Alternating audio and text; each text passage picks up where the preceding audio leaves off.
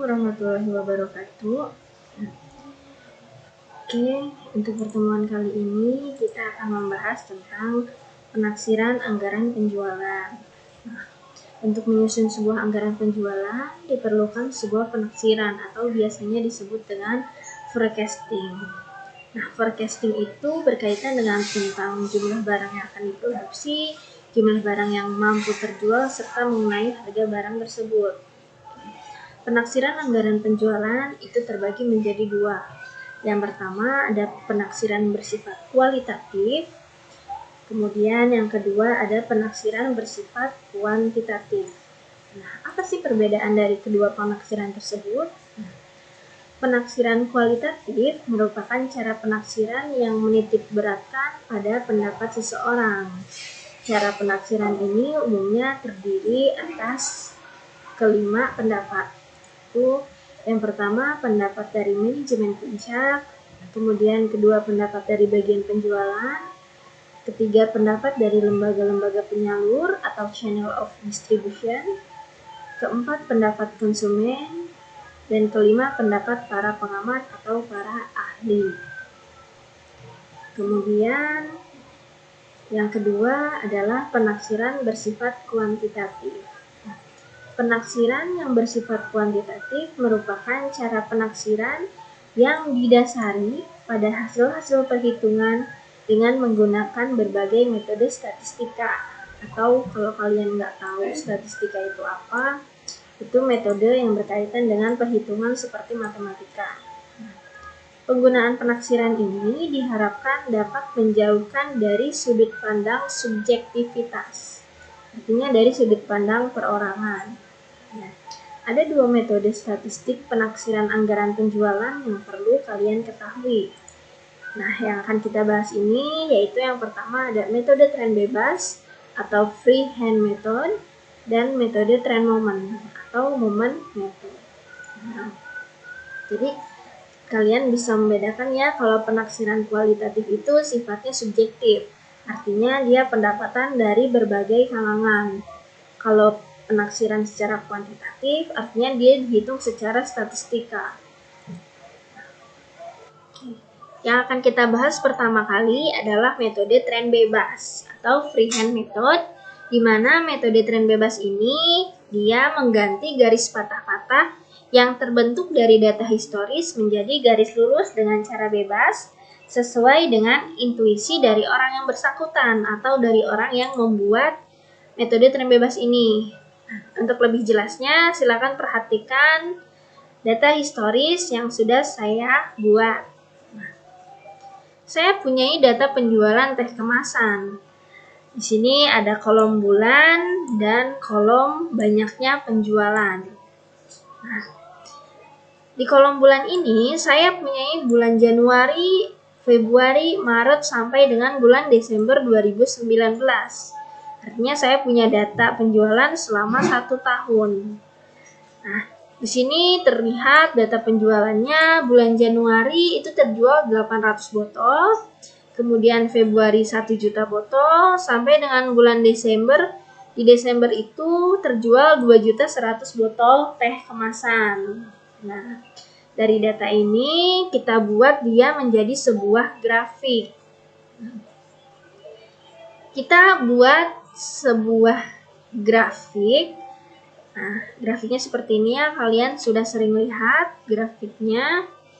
Nah, di bawah ini adalah dia mencerminkan bulan.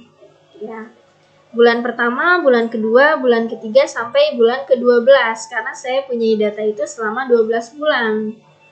Kemudian yang berbentuk ke atas ini dia garis yang ke atas atau garis horizontal, dia menerangkan bahwa ini adalah data penjualan teh kemasannya.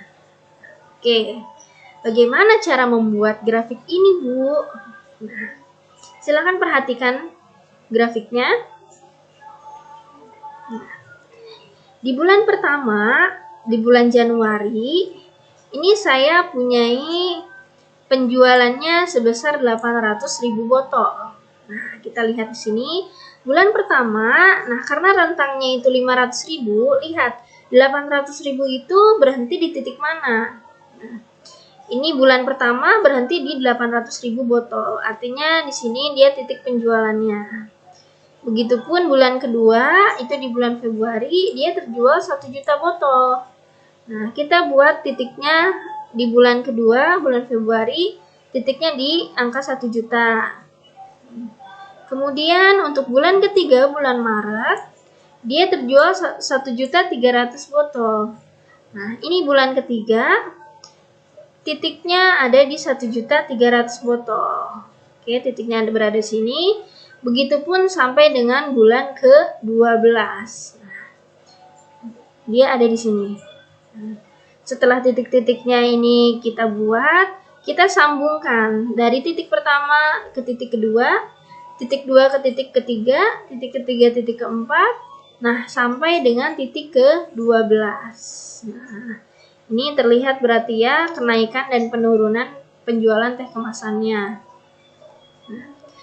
Nah, setelah kita sambungkan garis patah-patah ini, nah di sini kita bermain intuisi subjektif. Artinya kalau kamu di bagian penaksiran penjualan, nah kamu yang menarik garis lurus ini. Nah, kalau misalnya kamu sebagai bagian penaksiran penjualan, saya akan tarik garis mulai dari 1 juta. Saya tarik garis dan saya akan membuat garis semakin ke kanan itu semakin naik. Artinya semakin ke kanan kamu menginginkan bahwa penjualan kamu semakin banyak. Nah, kita tarik garis mulai dari 1 juta. Tapi kalau misalkan kamu itu mau mulainya di angka 500.000 itu boleh. Ya. Mungkin dari 500.000 naik terus. Nah, kenapa sih garis yang saya tarik lurus ini cenderung berjalan semakin ke kanan, semakin ke atas? Karena tidak ada perusahaan yang semakin maju, semakin ke depan dia semakin menurun.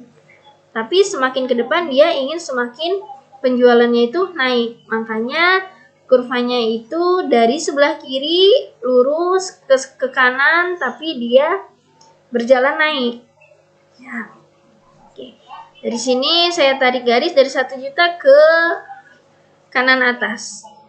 Mungkin di bulan ke-13 ini angkanya akan melebihi dari 2.100.000 botol. Nah, karena kamu menargetkannya dari 1 juta yang ditarik garis lurus, silakan kalau misalnya kamu pengen tahu di 13, kamu buat garis satu lagi di sini bulan ke-13, kemudian tarik garis lurusnya di manakah letak titiknya itu bertemu. Gitu. Nah, pada gambar di atas tampak bahwa data historis penjualan dari teh kemasan berupa titik-titik yang tersebar secara tidak merata. Nah, ini tidak merata, kadang naik, kadang turun, kadang naik lagi, kadang turun banget. Titik-titik tersebut dihubungkan oleh garis sehingga membentuk sebuah garis tak teratur. Pada metode tren bebas, garis patah-patah tersebut dibuatlah sebuah garis lurus. Nah, ini garis lurusnya ya. Hal ini untuk memudahkan analisis membaca tren penjualan perusahaan. Garis lurus dibuat secara bebas tergantung dari sudut pandang pembuat garis. Nah, itu tadi. Saya bilang boleh mulai dari angka 500.000, boleh mulai dari angka 1 juta untuk menarik garis lurusnya.